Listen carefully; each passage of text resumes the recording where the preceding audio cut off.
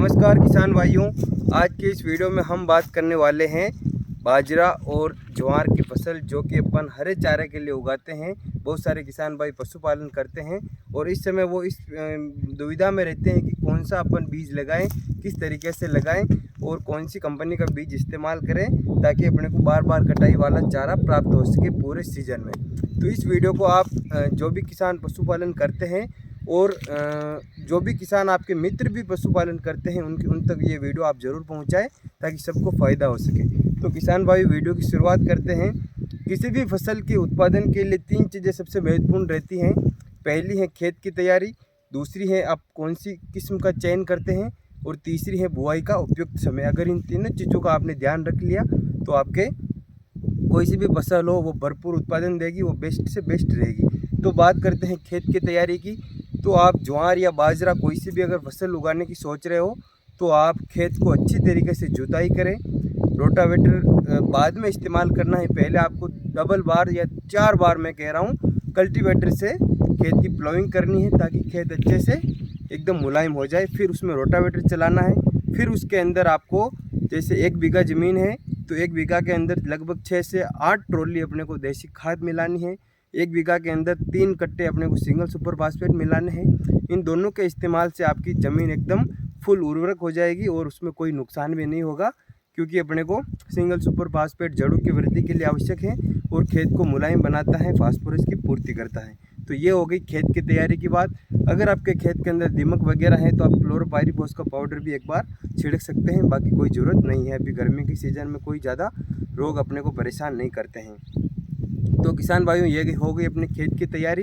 खेत की तैयारी करने के बाद अपने को अच्छे से क्यारे और दौरे डालने हैं उसके अंदर ताकि सिंचाई आसानी से हो सके।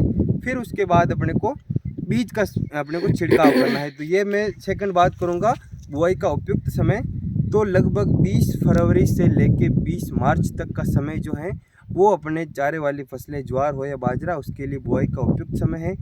तो अपने को इस समय अपने को आप अगर बुआई कर रहे हैं तो आप एकदम उपयुक्त समय में बुआई कर रहे हैं। अब करेंगे बीज दर की बात।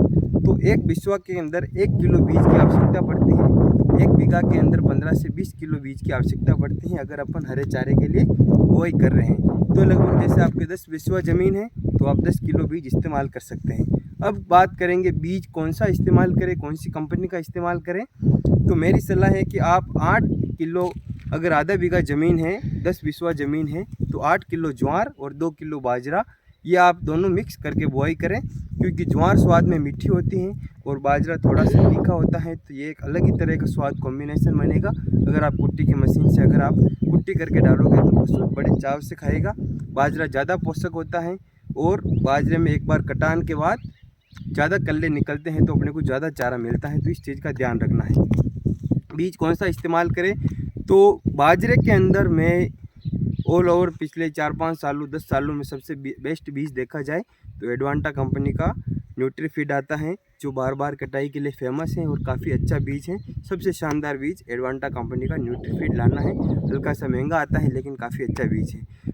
फिर अपन बात करें ज्वार की तो एडवांटा कंपनी की ही जंबो गोल्ड आती हैं, क्रिस्टल कंपनी की SX17 आती हैं, माइको कंपनी की रसीला आती हैं, इसके अलावा राज सीड की भी आती हैं, चेरी 101 नाम से।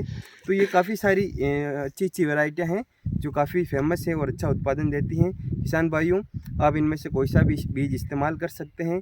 अपने को पहली सिंचाई पहली जो अपन कटाई करते हैं वो लगभग हाइट अपने अगर 3 फीट की हो जाए उस समय अपने को पहली कटाई करनी है। और जब सिंचाई करते हैं तो ध्यान रखना है कि सिंचाई का जो जल है वो कटे हुए भाग के अंदर ना जाए, इसलिए अपने को ज़मीन लेवल से ये इतनी हाइट ऊपर से काटनी है ताकि वो सिंचाई करते समय पानी उन तनों के अंदर ना जाए और फंगल इन्फेक्शन, बैक्टीरियल इन्फेक्शन ना हो। तो इस चीज़ का अपने को ध्यान रखना है और ज़्यादा से ज़्यादा कल्ले भी फूटेंगे। इस वीडियो को ज़्यादा से ज़्यादा शेयर करो। डॉक्टर ग्रीन एग्रीकल्चर के साथ बने रहने के लिए धन्यवाद।